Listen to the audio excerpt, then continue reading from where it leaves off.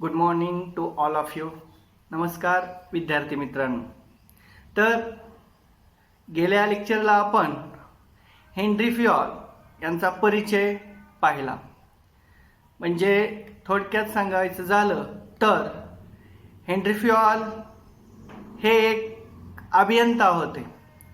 अभियंता पदावरून त्याची बढती झाली. धातू निर्मित कोळसा व धातू निर्मित खाणीमध्ये ते एक दुय्यम अभियंता पदावर होते. हळूहळू बढती मिळत त्यांना कंपनीच्या संचालक पदापर्यंत त्यांनी मजल मारली आणि जसजसे त्यांनी कंपनीच्या संचालक पदापर्यंत मजल मारली तसंच कंपनी दिवाळखोरीत निघाली. मग ही कंपनी दिवाळखोरीत का निघाली त्याच्यावर त्यांनी अभ्यास केला आणि त्या ज्या काही अडचणी कंपनीला आल्या त्या अडचणी दूर करण्यासाठी त्यांनी व्यवस्थापनाच्या 14 तत्वाचा अवलंब केला आणि ही 14 तत्वे आज जगमान्य आहेत आणि जग प्रसिद्ध आहेत आणि ती 14 तत्वे आपण आता अभ्यासणार आहोत. तर विद्यार्थी मित्रांनो, हेनरी फ्युअल यांची व्यवस्थापनाची 14 तत्वे आपण सविस्तर पाहूया.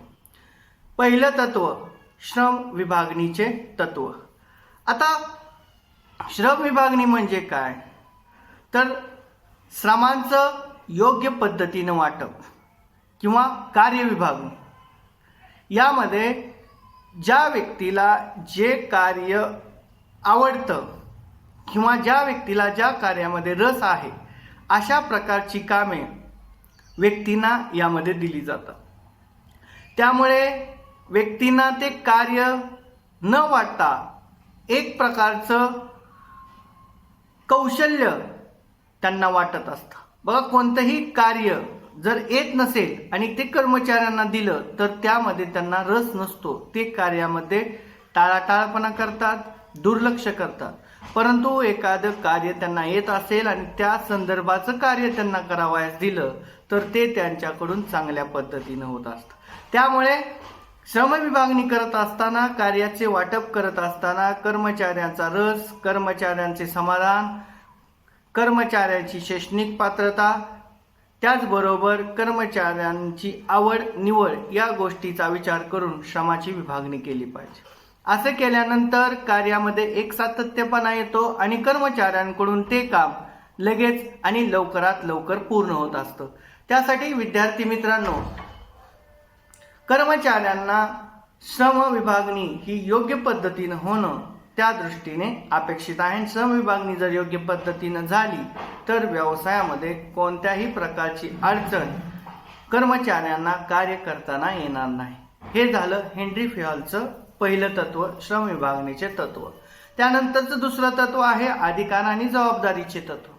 बघा, ज्यावेळेस कर्मचाऱ्यांना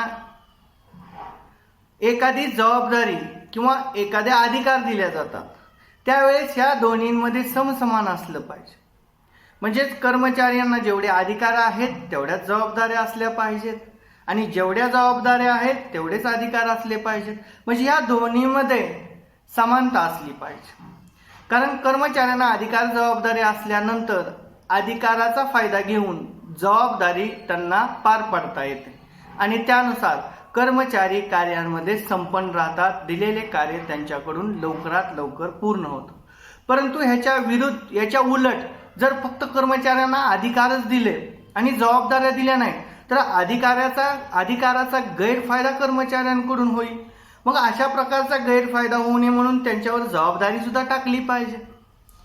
मग अधिकार आणि जबाबदारी याच्यामध्ये जर समान असेल, यांच्यामध्ये दोन्हीमध्ये समानता असेल तर कर्मचारी कोणत्याही प्रकारचं गैरवर्तन कर्मचाऱ्यांकडून होणार नाही आणि दिलेलं कार्य व्यवस्थित आणि वेळेत पूर्ण होईल. त्यासाठी व्यवसायामध्ये कर्मचाऱ्यांना जेवढे अधिकार आहेत तेवढ्याच जबाबदाऱ्या दिल्या पाहिजेत.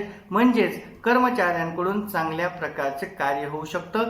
त्यासाठी हेनरी फ्युअल यांनी दुसरं तत्व आपल्या समोर मांडलेलं आहे, ते म्हणजे अधिकार आणि जबाबदारीचे तत्व.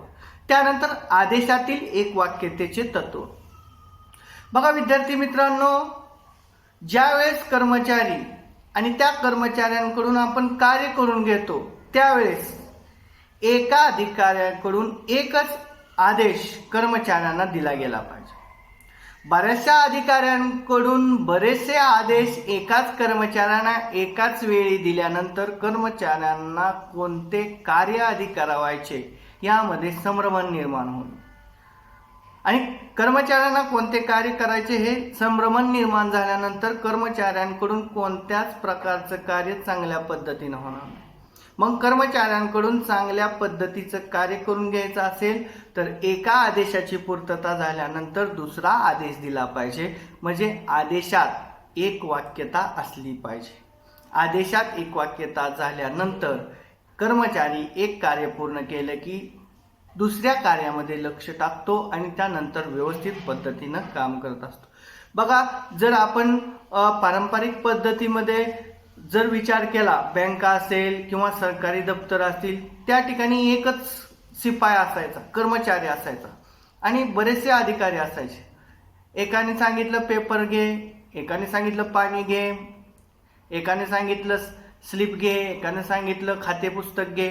अशा प्रकारचं एकदमच 4-5 अधिकाऱ्यांनी एका कर्मचाऱ्यांना जर आदेश दिले तर त्याला कोणते कार्य करावं आणि कोणाचे करावं आणि कोणाला प्राधान्य द्यावं, कधी कोणते काम कसे करावं यामध्ये संभ्रम निर्माण आहे. त्यामुळे सगळ्यात पहिल्यांदा कर्मचाऱ्यांकडून कामे करून घेत असताना कर्मचाऱ्यांना एक कार्य झाल्यानंतर दुसऱ्या कार्याचा आदेश दिला पाहिजे. म्हणजेच आदेशात एक वाक्यता असली पाहिजे, तरच कार्य चांगल्या पद्धतीने पार पडेल. त्यानंतर निर्देशनातील एक वाक्यता. बघा, आपण ह्याला निर्देशन म्हणू, संचलन म्हणू, नियंत्रण म्हणू, हे समान वाक्य आहे. निर्देशनात एक वाक्यता म्हटल्यानंतर ज्यावेळेस कंपनीचा व्यवस्थापक असतो, कर्मचाऱ्यांकडून काम करून घेत असतो, त्यावेळेस प्रत्येक कर्मचाऱ्यावर त्याचं लक्ष असलं पाहिजे. आणि यामध्ये प्रत्येक विभागानुसार, प्रत्येक कार्यानुसार प्रत्येकावर निर्देशन करणं हे त्या पद्धतीनं महत्त्वाचं असलं पाहिजे. आणि निर्देशनामध्ये सुद्धा एक वाक्यता असली पाहिजे. म्हणजे निरीक्षण करत असताना प्रत्येक कर्मचाऱ्यावर एक झाला की एक झालं की एक अशा पद्धतीने व्यवस्थित पद्धतीने निरीक्षण केल्यानंतर कर्मचाऱ्यांकडून चांगल्या प्रकारचं कार्य होईल. कारण निरीक्षण किंवा निर्देशनामुळे कर्मचारी कार्यामध्ये मग्न राहतात. आपलं कोणाचं तरी आपल्यावर लक्ष आहे ह्या भीतीने कर्मचारी व्यवसायामध्ये काम करतात. त्यामुळे निर्देशनातील एक वाक्यता हे सुद्धा व्यवस्थापनाचं महत्त्वाचं तत्व हेनरी फ्युएल यांनी सांगितलेलं आहे. त्यानंतर वरिष्ठांच्या साखळीचे तत्व. आता वरिष्ठांच्या साखळीचे तत्व म्हटल्यानंतर आपण व्यवस्थापनामध्ये पाहिलेलं आहे की व्यवस्थापनाच्या 3 पातळ्या आहेत. व्यवस्थापनाच्या किती पातळ्या आहेत? 3 पातळ्या आहेत. त्यानुसार वरिष्ठ व्यवस्थापन, मध्यम व्यवस्थापन आणि कनिष्ठ व्यवस्थापन. म्हणजे ह्या साखळीनुसारच व्यवस्थापनाची कार्य होणं अपेक्षित आहे. ह्या साखळी व्यतिरिक्त जर व्यवस्थापनाची कार्य होत असतील तर ती कार्य विस्कळीत होऊ शकतील. त्यासाठी वरिष्ठांच्या साखळीचे तत्व हे सुद्धा तितकंच महत्त्वाचं समजलं जातं.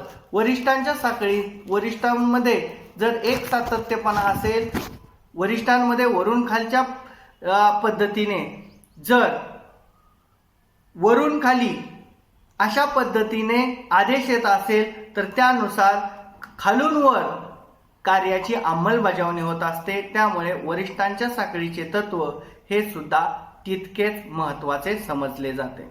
त्यानंतर शिस्तीचे तत्व. बघा, कोणत्याही ठिकाणी कार्य करत असताना शिस्त अतिशय महत्त्वाची आहे. व्यवसायामध्ये जर शिस्त असेल तरच आपण कर्मचाऱ्यांकडून जास्तीचे कार्य करून घेऊ शकतो. व्यवसायामध्ये शिस्त असेल, व्यवसायामध्ये शांतता असेल तर व्यवसायामध्ये संप, ताळेबंदी, त्याचबरोबर वेगवेगळ्या प्रकारचे अशांतता, अशा प्रकारचे गैरप्रकार घडणार नाहीत. त्यासाठी कर्मचाऱ्यांमध्ये शिस्त ही महत्त्वाची समजली जाते. जर कर्मचाऱ्यांमध्ये शिस्त असेल तर कर्मचाऱ्यांच्या अंगी चांगले गुण निर्माण होतात. कर्मचारी स्वतःहून काम करतात. कर्मचाऱ्यांमध्ये कार्य करण्याची जबाबदारी आणि कर्मचाऱ्यांमध्ये स्वतःहून काम करण्याची जबाबदारी, अशा प्रकारचे गुण रुजतात. त्यासाठी शिस्त महत्त्वाची आहे. शिस्त असल्यानंतर कर्मचारी वेळेवर कामाला येतात, कर्मचारी वेळेत काम करतात. त्याचबरोबर कर्मचारी जास्तीचे काम करत असतात. त्यासाठी शिस्तीचे तत्व हे सुद्धा व्यवसायामध्ये महत्त्वाचं समजलं जातं आणि हे हेनरी फ्युएल यांनी शिस्तीच्या तत्वाला सुद्धा जास्त महत्त्व दिलेले आहे. त्यानंतर समानतेचे तत्व. तर विद्यार्थी मित्रांनो, व्यवसायामध्ये सर्व अधिकारी आणि जबाबदारी यामध्ये समसमान वाटणी असली पाहिजे.